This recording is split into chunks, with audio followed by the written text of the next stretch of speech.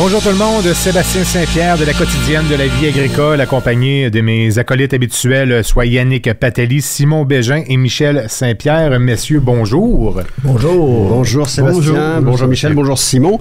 Et on a avec nous à distance... Deux invités, c'est ça Sébastien, vas-y. Soit monsieur Luc Boivin et monsieur Sylvain Charlebois, mais c'est correct, je peux te le laisser dire aussi, Yannick, il n'y a pas de problème.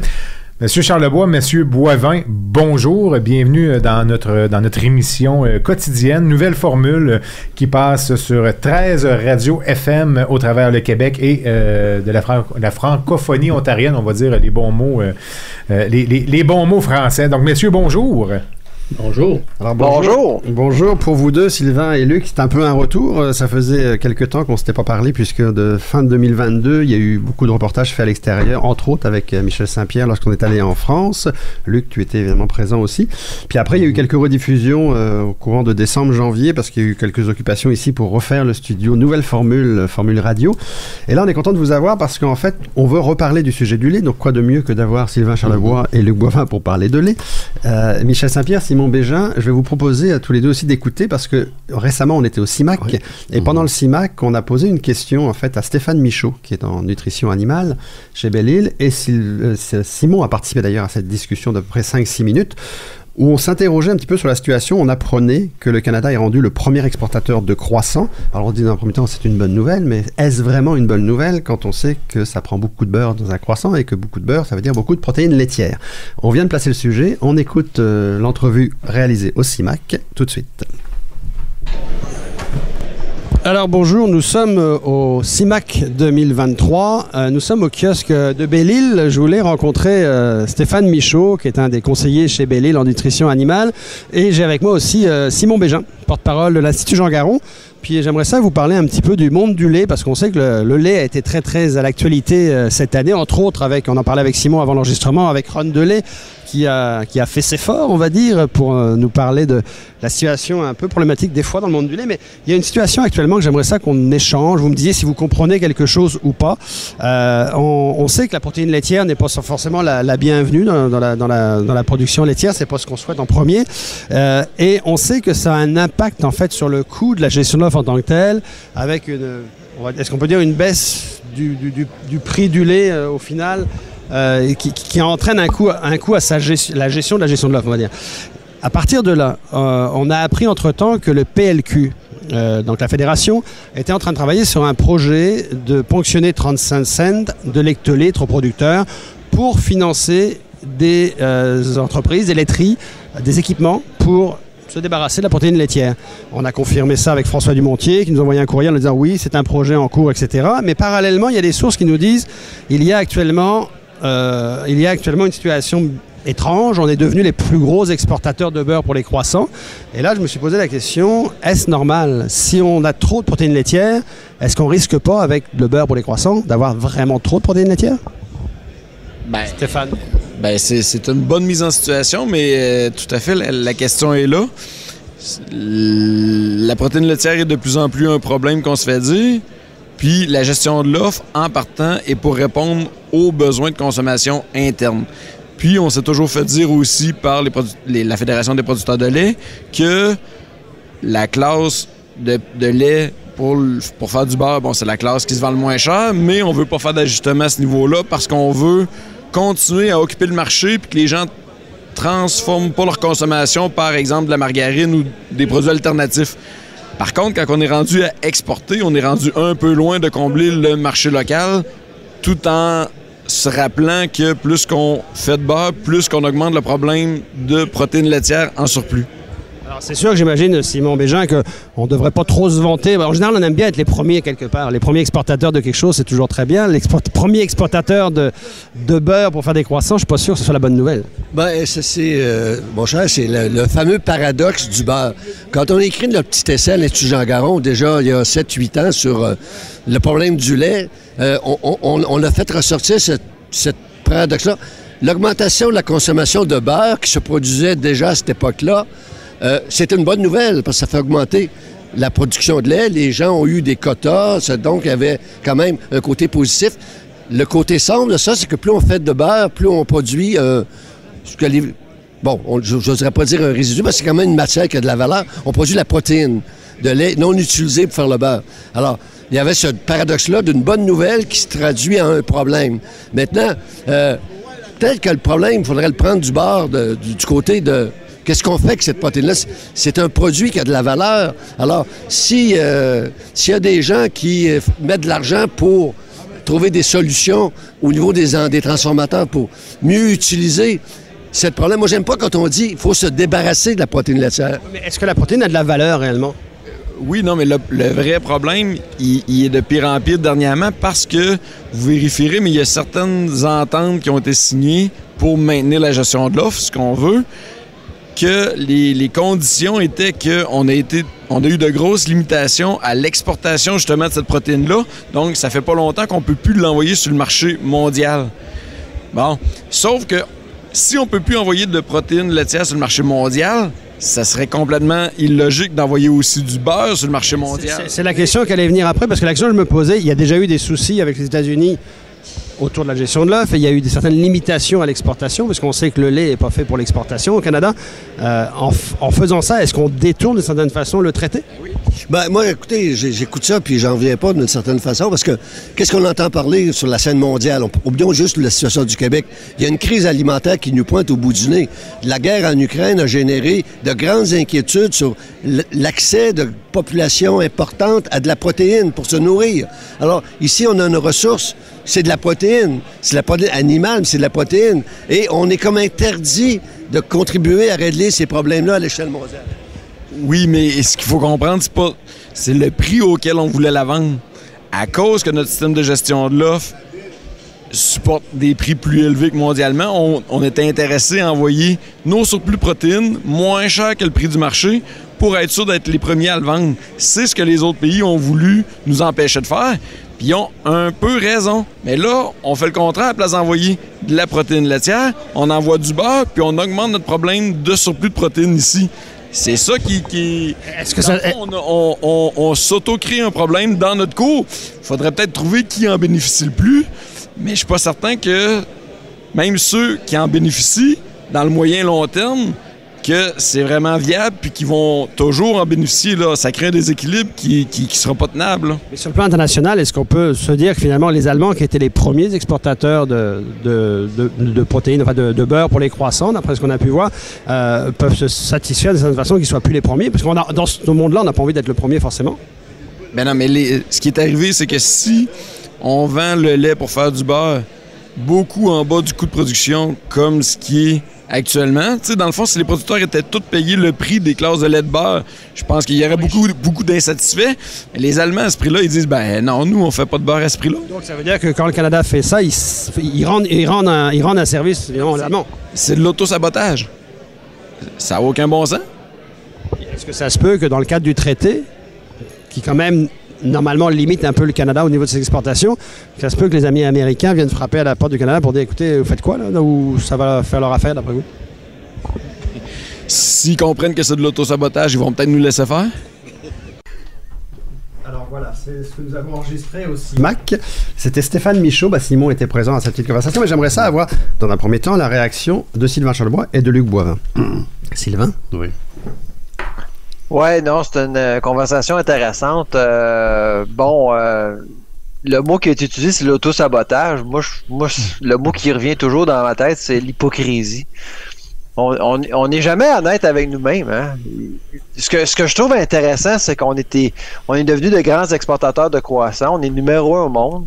On vient de démontrer à nous-mêmes qu'on peut jouer. On peut exporter de la bonne qualité. On produit du bon lait, du bon gras au Canada, mais on s'est toujours limité comme économie, ce que j'ai toujours trouvé dommage avec la gestion de l'offre. Là, actuellement, ce qui se passe, c'est qu'on joue deux parties, la partie domestique et la partie internationale.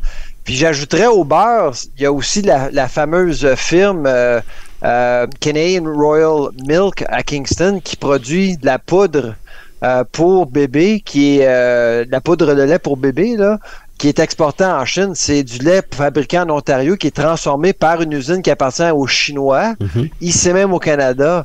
Il y a de l'hypocrisie en Ontario, il y a de l'hypocrisie au Québec, un peu partout. Mais j'entends, Sylvain, que c'est intéressant, ce qui est important, c'est d'éclaircir les règles du jeu pour permettre au Canada de compétitionner à travers le monde et de justement de célébrer le fait qu'on est de grands exportateurs de beurre. Mais j'entends, Sylvain, que tu vois l'exportation des croissants comme peut-être une bonne nouvelle. Et c'en est peut-être une, mais est-ce que ça a un impact sur le système dans lequel on est, en fait?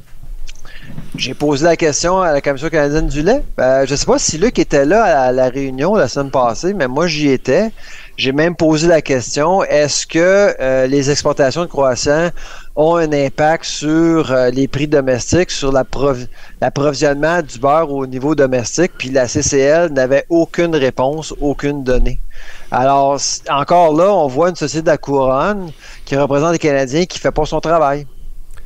Luc, toi, ce que tu as entendu de la discussion avec Stéphane Michaud et la situation de cette exportation massive de croissants, qu'est-ce que ça te dit en tant que consommateur? Il faut comprendre comment fonctionne le système, le rôle de la CCL, le rôle du comité des marchés sur lequel siègent des producteurs et le comité des quotas sur lequel siègent des producteurs. C'est eux qui prennent la décision de remplir les besoins en matière grasse au Canada.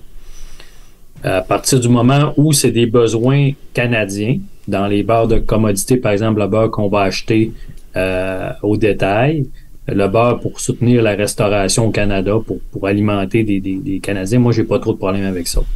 Cependant, ce qu'on constate, là, puis la question a été posée à de nombreuses reprises. D'ailleurs, j'avais présenté un document à certains membres qui a émergé dans les médias, là, mais je faisais référence à la croissance assez importante depuis 2016 des volumes qui vont en classe spéciale pour alimenter, entre autres, l'industrie des biscuits puis des croissants. Moi, j'ai été surpris de constater les chiffres. Là. On est devenu premier exportateur. C'est une business au Canada qui représente présentement 2,7 milliards d'exportations. C'est majeur pour le Canada. US.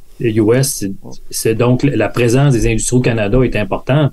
Puis là, il faut questionner, est-ce que c'est le rôle de la CCL d'alimenter des besoins mondiaux en matière grasse? Que la CCL savait que c'était important, mais là, je pense qu'ils vont constater que c'est ultra important.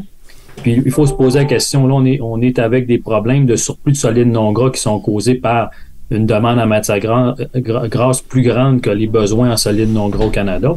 Mais c'est sûr que si on alimente le marché mondial, on va venir encore plus débalancer notre système. On va avoir encore plus de surplus de solides. Fait que, comme industrie, il faut se poser la question, qui doit payer pour ça? Puis de la manière que le système est fait au Canada, c'est que le producteur, il a un revenu garanti. Donc, la façon d'ajuster des décisions qui auraient un impact qui serait faible sur les revenus des producteurs, entre autres alimenter du beurre en classe spéciale, jeter des solides non gras, de la manière qu'on va fonctionner au Canada, c'est qu'on va ajuster le prix des classes de commodité, donc la classe 1, lait de consommation, yogourt, fromage, et la classe 4, le beurre et la crème glacée. On va venir monter ces produits-là pour soutenir un prix moyen à la ferme.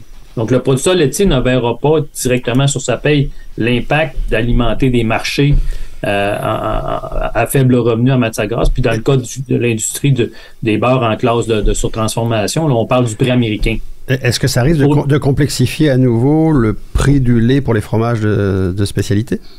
Ben écoutez, oui, nous d'ailleurs, c'est ce qu'on dit présentement publiquement. On dit, écoutez, c'est un choix d'industrie. On peut dire que c'est bon pour le Canada de l'industrie des croissants. On a les meilleurs croissants au monde selon certains chefs. J'ai vu ça passer récemment. Moi, je suis d'accord avec ça.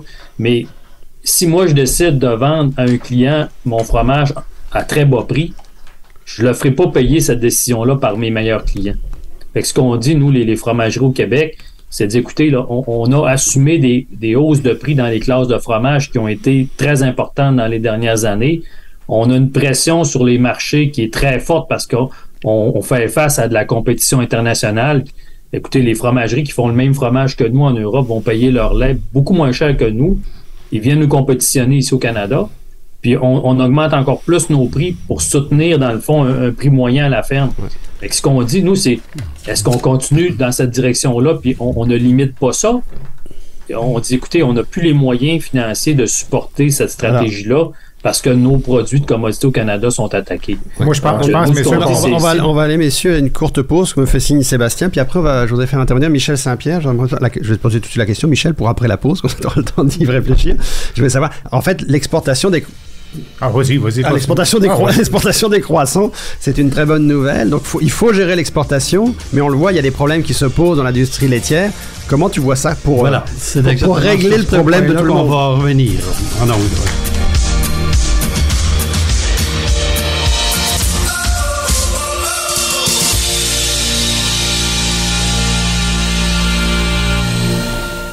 Chez Belle-Île, on met en valeur les ressources de la ferme pour soigner les animaux d'élevage.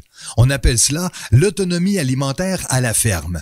Nourrir l'autosuffisance. Voilà comment nos conseillers vous aident chaque jour. Belle-Île Solutions Nutrition. On nourrit ce que vous mangez. L'encanteur René Hood peut vous aider grandement à obtenir le juste prix, que ce soit pour un troupeau de vaches laitières et ou pour la marchandise de ferme à vendre. Le travail d'une vie vaut la peine d'être confié à une équipe de professionnels. L'encanteur René Hood et son équipe de professionnels pour obtenir le bon prix dans un encan. Visitez encanhood.com. La vie agricole, ce n'est plus seulement un journal et ses 100 000 lecteurs. Découvrez aussi nos plateformes web sur www.lvatv.ca et écoutez nos podcasts dans 13 radios FM à travers le Québec et l'Ontario francophone.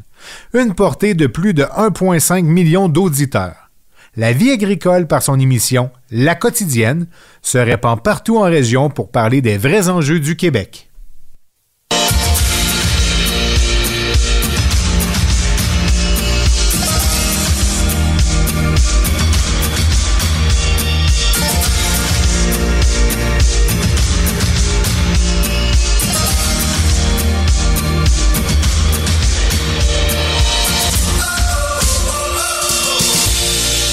Alors, on est de retour à cette émission de la quotidienne de la vie agricole. Sébastien Saint-Pierre, Yannick Patelli, avec moi, bien sûr, avec nos collaborateurs Michel Saint-Pierre, Simon Bégin et nos invités d'aujourd'hui, Luc Boivin et Sylvain Charlebois. Yannick, avant la pause, a posé une question.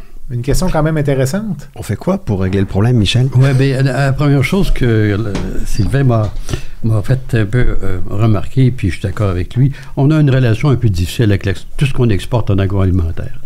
Je ne sais pas qu'est-ce qui a amené ça, peut-être le fait que la gestion de l'offre, c'est justement l'autarcie, si on veut, dans un certain domaine, mais dès qu'on parle d'exportation, et je pense en particulier au porc, à titre d'exemple, on dit ça n'a aucun bon sens qu'on produise 2 fois, 3 fois plus que nos besoins. L'exportation, c'est pas un mal dans une économie ouverte, c'est au contraire. Donc, la question qui se pose, c'est beaucoup plus les surplus de protéines laitières qui sont une conséquence directe de cette exportation de croissants et de beurre. Eh bien, il faudrait peut-être regarder qu'est-ce qu'on en fait. Ça a une valeur. Ça a une valeur, bien sûr, commerciale sur le marché, mais ça peut aussi avoir une valeur comme ingrédient au niveau canadien dans le secteur agroalimentaire. Est-ce qu'on fait des efforts dans ce sens-là? Ça, je ne le sais pas, mais ça serait à creuser parce que on ne peut pas simplement dire on va se limiter à l'exportation parce que ça crée des surplus de protéines. Pour moi, il y a un peu un non-sens. Il faut trouver la solution pour utiliser les surplus. Oui, il faut trouver une solution. Il faut voir peut-être des opportunités dans d'autres usages, parce que, évidemment, la solution, c'est pas non plus de faire du dumping. D'ailleurs, c'est interdit au niveau commercial. Mais je m'excuse, est-ce que, une affaire que je voudrais comprendre, parce que ça me rappelle des choses, là, on est pris avec un surplus de protéines laitières, mais est-ce qu'on continue à en importer sous forme de lait diafiltré ou si... Là, je comprends plus, là. On a trop de protéines laitières, mais on continuerait à en importer. Est-ce que c'est ça qui se passe? Est-ce que ça a limité l'importation, le fait d'avoir des surplus domestiques, là? D'après vous, Luc et Sylvain? Depuis que la classe 7 était mise en place, puis même dans la nouvelle formule, l'importation de lait diafiltré a beaucoup diminué parce que le Canada offrait, avec la classe 7, un prix équivalent qui a été maintenant dans les nouvelles classes de prix fondues et dans les standards de composition, c'est-à-dire la quantité qu'on peut mettre d'ingrédients laitiers dans les produits qu'on fabrique au Canada, ça a été également normé. Par exemple, dans les Gouda, dans les Suisses, on peut mettre 5 % d'ingrédients laitiers, donc on a limité la capacité de l'industrie à en utiliser. Ce qui fait en sorte que ça a beaucoup diminué, effectivement.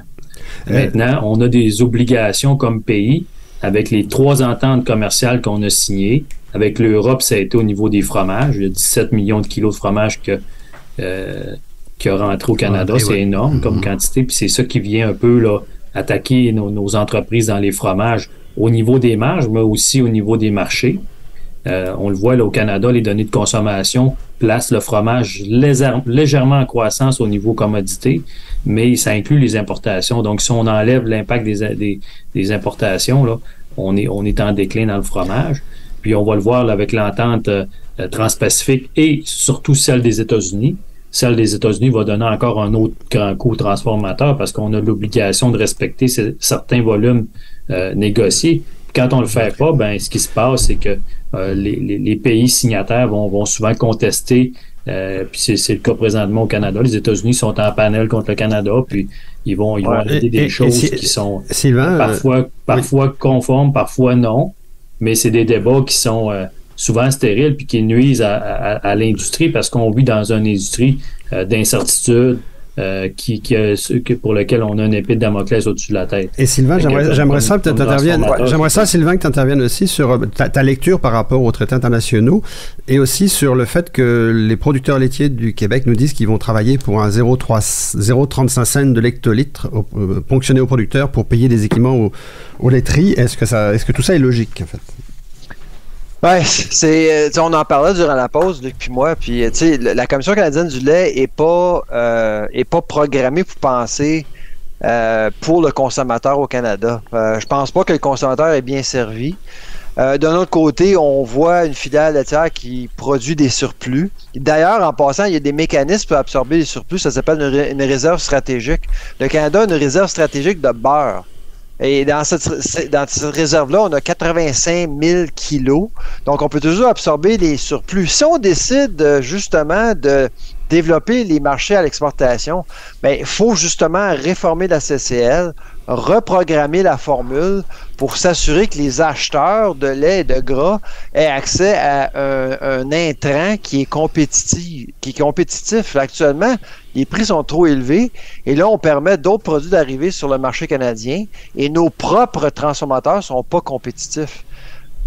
Pendant ce temps-là, on voit la filière développer des marchés internationaux. C'est pour ça que ça crée un malaise actuellement là, au niveau domestique parce que oui, c'est beau, on exporte, mais dans le cas du porc, moi, j'ai aucun problème. Il n'y a pas de quota, il n'y a pas de fixation artificielle, il n'y a pas de création de richesse artificielle comme dans le lait. Dans le lait, là, il y a un bagage lourd qui met énormément de personnes mal à l'aise, incluant moi-même.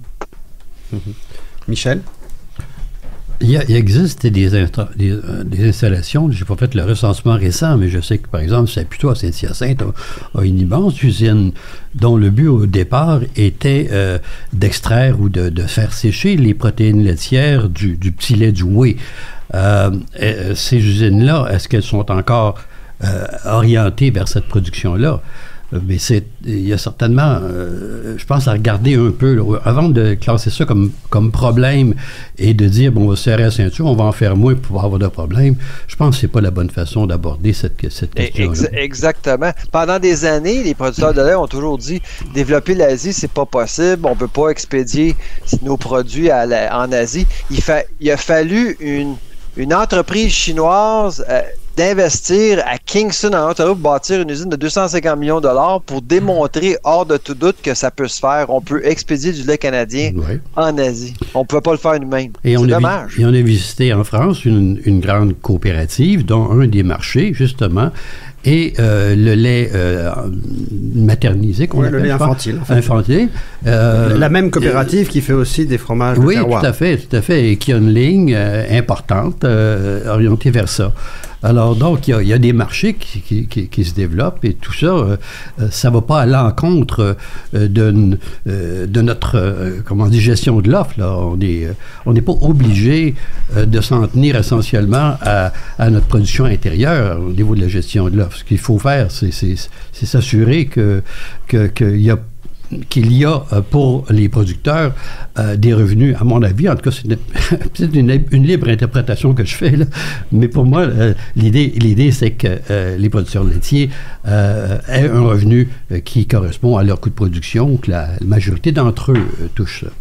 Simon, peut-être une conclusion. Je pense qu'on arrive à la fin du Zoom. Quand j'écoute ça, je me dis que notre ami Justin Laramie va l'avoir écrire un nouveau chapitre de sa pièce Ronde de lait. Oui. Et nous, à l'Institut, peut-être qu'il va falloir rééditer le petit livre qu'on a écrit il y a déjà 6 ans sur une crise laitière potentielle au Québec. Et d'un autre côté, M. Charlebois, M. Boivin, c'est le temps qu'on avait avec vous aujourd'hui. Je vous remercie d'avoir été là. Je pense que ça ouvre encore une fois une discussion très grande, autant du côté du consommateur que du côté de l'agriculteur, que du côté des laiteries également, pour tout ce qui s'appelle là,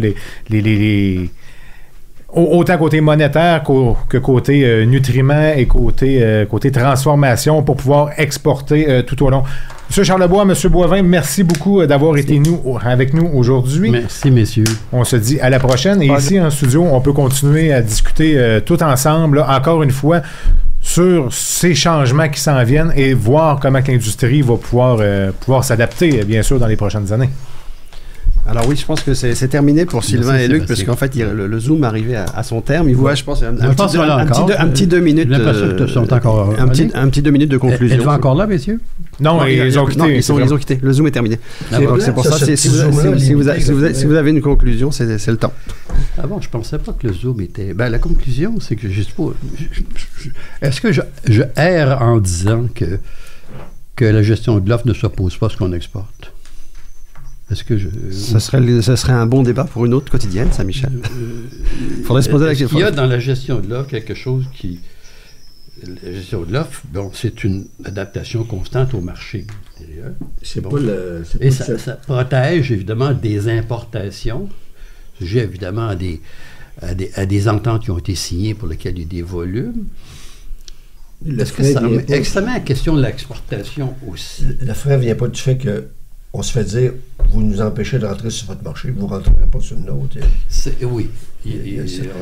Mais messieurs, moi, ce que je vais retenir, c'est votre questionnement de fin d'émission, à savoir, est-ce que la gestion de l'offre nous empêche l'exportation? Puis je pense qu'on va y réfléchir pour trouver des invités pour refaire une émission sur la gestion de l'offre. Merci.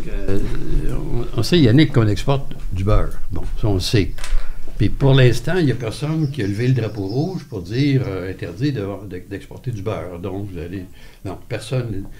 Même les Allemands qui voient peut-être un petit peu plus, nous voient comme compétiteurs sur ce marché-là.